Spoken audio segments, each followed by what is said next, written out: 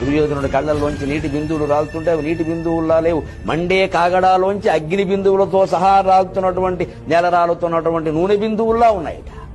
అలా ఏడుస్తున్నాడు, పశ్చాత్తాపంతో కుమిలిపోతున్నాడు దుర్యోధనుడు. ఇప్పుడు ఖచ్చితంగా మూలభారతం ప్రకారం ఒక మాట అన్నాడు, చెయ్యా తప్పు చేశానయ్యా, లక్క ఇంటి దగ్గర నుంచి భీముడికి విషం పెట్టడం దగ్గర నుంచి నేను చేశానయ్యా, నా కన్నుడు నాకు లేకుండా పోయాడయ్యా, నా రాజ్యం పోయినందుకు కాదు, నా కన్నుడు నాకు లేకుండా పోయాడయ్యా, కన్నుడు లేని తర్వాత నాకు ఈ ప్రాణాలతో నిమిత్తం లేదు, ఈ రాజ్యం దేనికి అని నిజంగా పశ్చాత్తాపంతో కుమిలిపోయాడు. ఇప్పుడు దుర్యోధనుడు శాంతించడానికి శల్యుడు ఒక్క మాట చెప్పాడు, దుర్యోధన నేను స్వయంగా చూసి చెబుతున్నానయ్యా, సామాన్యమైన యుద్ధం చేయలేదయ్యా, కర్ణుడు నరనారాయణుని గిరగిల్లాడించేశాడయ్యా, పోవడం ఏముందయ్యా, ఎవరైనా పోతారు గాని సాటిగా ధాటిగా మీటిగా పోరాడిపోయాడయ్యా.